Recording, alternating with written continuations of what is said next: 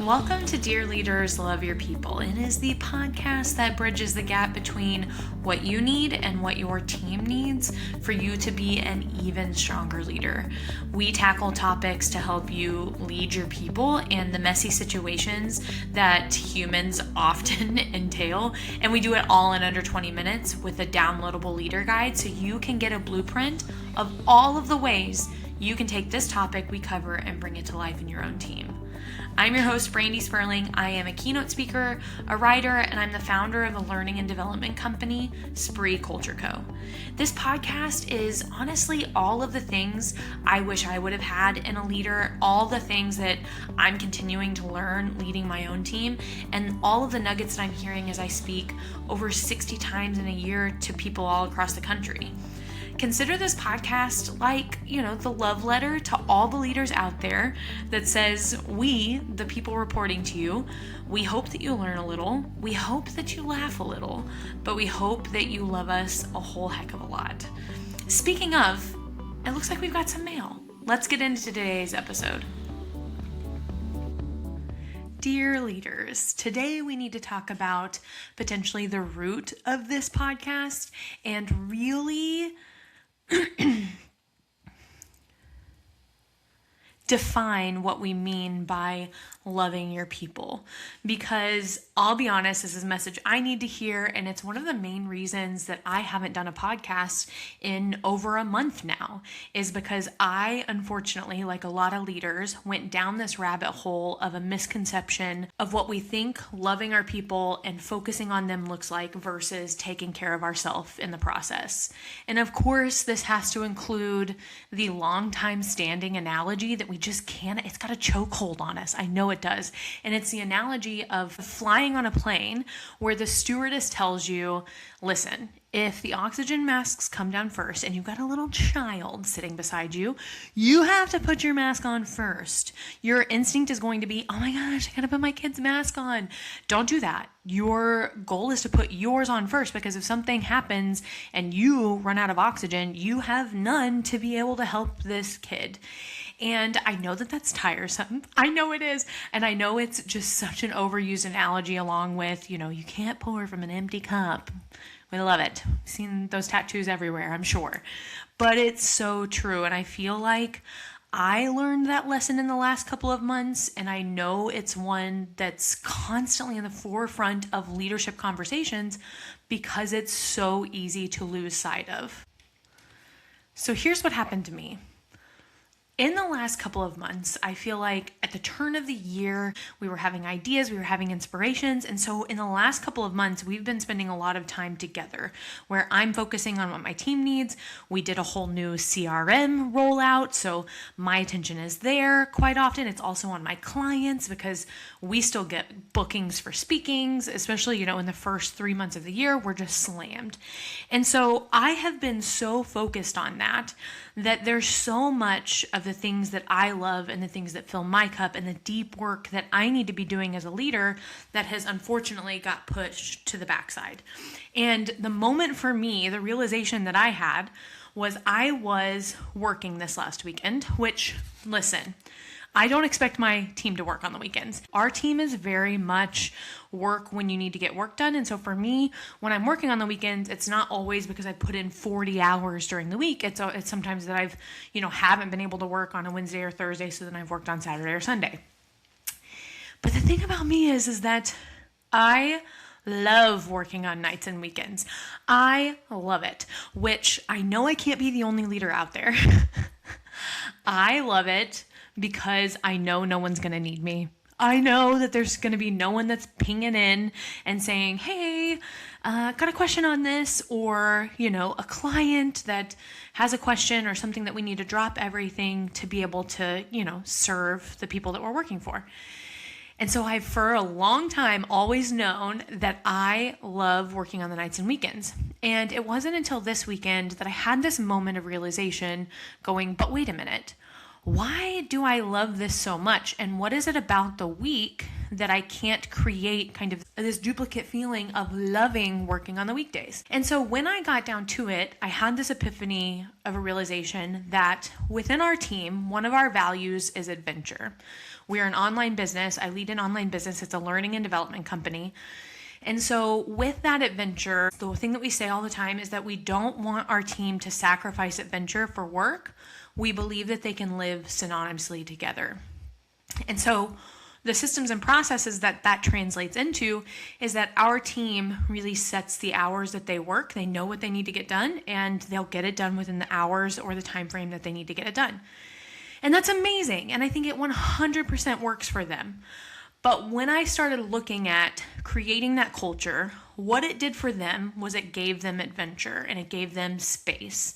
But what it did for me was it now created a reality where I have people working at different times, asking me questions at different times, and now all of a sudden I am getting interrupted 10 times a day with different things that need my attention. And I didn't realize that was a problem until I started reading this book, which, full disclosure, I am not done reading it, but I do love it. And I feel like it's a little bit risky sharing a book that you haven't finished, but I think it's safe for me to recommend this one so far. It's called Stolen Focus by Johann Hari. There was a statistic in there that piqued my interest, and that statistic was that for CEOs and, let's say, leaders in general, the average leader only gets 28 minutes a day of uninterrupted work time, because the rest of the time their email is begging their attention, the people reporting to them, clients, their own work. We're interrupted so often every day that we only get 28 minutes to actually focus on our work. And the problem with that is that so much of the work that we do as humans requires a single thought opportunity. We think that we're able to multitask, but neuroscience shows it's impossible. And so when I read this statistic, this just light bulb went off that told me, whoa, this value of adventure that I've created for the team, and I have no desire to change it. Adventure is not the problem, but this value that I've created without systems and processes for myself or boundaries for myself has now resulted in a full lack of adventure for me. And not only that, a full lack of an opportunity for creativity, which is where I do so much of my work. I love writing. I love recording podcasts. That's my job in so many ways. I speak for a living. So creating presentations, researching, all of that I should be doing, but all of that takes deep work and focus. And that's why I loved my weekends so much, because I could do the things that I loved uninterrupted. And so the solution wasn't and isn't to work on the weekends. The solution is to be able to create boundaries and systems and processes that me and my team can use that creates that sense of security that I've been looking for that I get on the weekends. So I decided that I needed to set some boundaries. What I landed on was that would be 9 to 1 p.m. And in that time, my chat would be on, my email would be open, I would be getting admin done, things that I was allowed to be interrupted for. But if it was after 1 p.m., my chat would be on Do Not Disturb. I wouldn't be required to be checking my email. And that way, within the conversation around adventure, they now could plan their day accordingly. They didn't have to sacrifice adventure, but they do know in the back of their minds that, oh, I'm not going to work until 3 today. I know Brandi, that's outside of her work hours, and I need her for something. So maybe I log on early, or I make sure I get my question to her the day before. And we're in the early days of it. But what I feel like it's going to give me is that similar feeling that I get on the weekend of the permission just to fully immerse myself in the work that needs me immersed in it. I get to record podcasts. I get to research a topic that I'm passionate about. I get to build a customized presentation for a client. I get to do all of those things because I set the boundaries for my team. I gave myself a system and process. I didn't just ask, what does my team need to bring this value to life in their work? But I asked, now, what do I need to make sure that I can bring this value to life within my work, and that nothing else gets sacrificed on the side by allowing adventure to be one of the backbones of our company? This episode of Dear Leaders Love Your People is brought to you by Leader Spree 2026. If you've been listening to this podcast and thinking, hey, I want more of this, I want more of the practical leadership tools that she shares, more honest conversations, more connection with other leaders, I also want to hear her make more really bad jokes, then this is for you. The Leader Spree Conference is a one-day leadership conference in Columbia, Missouri, designed to give you way more than 28 minutes to focus on you. You'll get a whole day of leadership topics, interactive conversations, and tools that you can implement immediately when you leave. So head to the link in the show notes to grab one of the limited tickets, and we can't wait to see you there. So even if you're not in the situation that I'm in, I can guarantee that there's always something that we can be doing as leaders to make sure that we're taking care of the space that we need and honoring the space that we need in order to do the work in our teams just as much as we are available to our teams to support them when they come to us. So here's what we're going to do. This is in your leader guide, so you don't have to, if you got your pencil and you're trying to drive in traffic and you're like, oh my gosh, how am I going to put your pencil down? Well, you've got a leader guide for you. You can get it in the show notes, and it is all of the things that I'm about to share with you, so that way you can print it off, go step by step, share it with your team, share it with other leaders. Sharing is caring. There is no boundary of what you can do with this information on the other side. So here's what we're going to do. We are going to, one, take an audit of what's missing for us. Maybe you've had a similar feeling like I did of, wait a minute, why am I not able to get the things done that I need done? What is going on right now? I feel so underwater with all of the people that need my attention, all of the things that are begging for my focus, and I feel like I can't get any of them done. So you're going to take an audit. You're going to ask yourself, what are those things? What are the things that I just never seem to have time for? And what are the things that are taking up the majority of my time right now? Maybe within your audit, you actually want to spend an entire week trying to tally up how much uninterrupted time you actually get, because you may do this and on the other side and you're like, Brandi, that 28 minutes, that's a joke. I got 5 and I was grateful for them. So maybe in your audit, it's not just about asking yourself, what am I missing? It's about really spending a week so that the week can show you what you're missing. You take a look at how much time do I get to actually work on a task without being interrupted. And you tally that time up at the end of the week. So that's the first thing you're going to do your audit. The second thing you're going to do is ask yourself very honestly 2 things. First thing you're going to ask is, what system and process have I created for my team that might be contributing to this problem?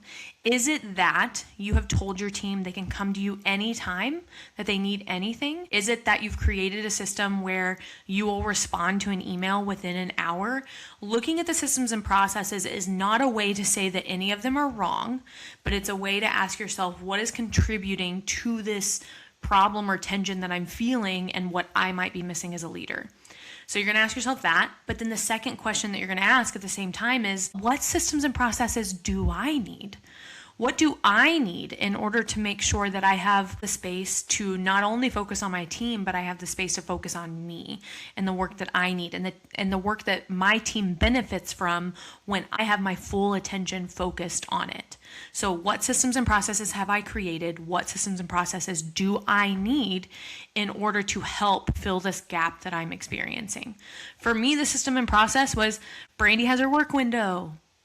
Maybe that makes sense for you. Maybe you realize you need some boundaries around some unreachable times. Maybe it's just an hour. And I should clarify, when I created that boundary, I also created a second system and process that allowed my team to have access to me if they had a "this cannot wait until 9 a.m. question." It's 3 p.m. and this cannot wait until 9 a.m. They know what they can do to get me in that situation. So I think that there's always this kind of disclaimer when it comes to boundaries, systems, and processes to say, For the majority of the time, we should be able to adhere to the system and process, but there are those outlier moments that your team might need you. And maybe the system and process you put into place is that you have a delegated person that can step in on your behalf. Maybe it's that they can send you, a text message whenever they really have a question. I don't know what that system and process is for you, but know that you don't have to completely lock yourself into this when you create something. It's our cultures, we're creating them, which means we get to make the rules on the other side. So, to reiterate, you have 2 questions in step 2. It's 1, what systems and processes have I created that have potentially fueled this missing link that I've identified? And then what systems and processes do I need that are going to help free me up to focus on what I feel like I'm missing right now? Then the 3rd step, you're going to communicate it. We have to be able to clearly communicate a system and process or a boundary to our team. So it means announcing it in a meeting, following up with an email, making sure that everybody knows you have to communicate that. We can't just expect people to read our minds and be able to adhere to something that they don't truly understand.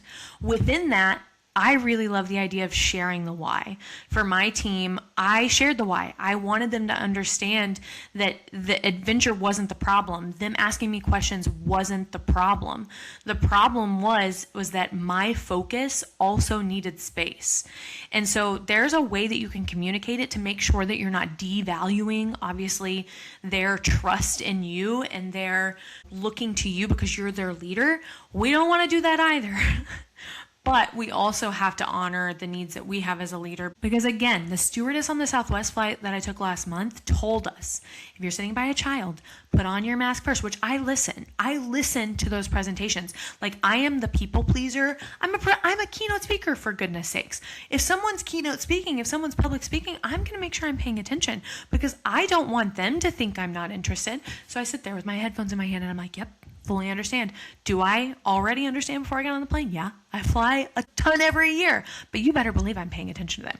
So anyway, they tell us every time you have to put your mask on, and being able to communicate this to your team is you putting your mask on first. And the last step you have to do, and potentially the most important step, is you have to own this. You have to own the boundary. It's to say, for my team, I'm going to get questions at 3:00 p.m. It's going to happen. And I might even see them. I might be checking my email and I see that question. I am not going to answer that question. I'm not going to do it, even if I have the space, because I want them to know that I'm taking it seriously so that they take it seriously. The most important person out there that needs to honor your boundary is you. That is the most important person, because I'm going to tell you right now, most of the time it's not a problem of other people stepping over our boundary. It's us not holding them. It's us not holding ourselves accountable for the boundary that we've set, because we're like, no, it's fine. I'll just answer this one. Stick to your boundary. Stick to the system and process. Give it a fair shot. I'm telling myself that I'm giving this a month. I'm going to try this for a month. Not every system and process, not every boundary that we create for ourselves as leaders is going to be the one that makes sense. Sometimes it takes trial and error. But in order to truly be able to trial and error it, we have to be the ones that are holding ourselves accountable. You have to own the boundary. So let this be the reminder that I know I needed, that when we love our people, when we support our people, when we're there for our people, it doesn't have to be at the detriment of what we also need as a leader. Our jobs are often complex. We are tasked with leading people while also producing work of our own, and that's a hard balance to make. The way that we juggle those opposing requirements is by being aware of what we need in the first place. So use this as your reminder. You can love your people, and you can love yourself. In fact, I would argue when we do the latter, we actually show up for our people better as a leader. So dear leaders, love your people and love yourself while you're at it. Thank you so much for listening to today's episode. Don't forget to grab the Leader Guide linked just below in the show notes. It's a downloadable resource with specific questions to help you understand, acclimate, and influence your team's culture the right way. Subscribe, leave a review, and don't forget to sign up for our newsletter so that you never miss an episode or a Leader Guide. They're sent directly to your inbox the minute the episode drops. Until next time, dear leaders, let's love our people, shall we?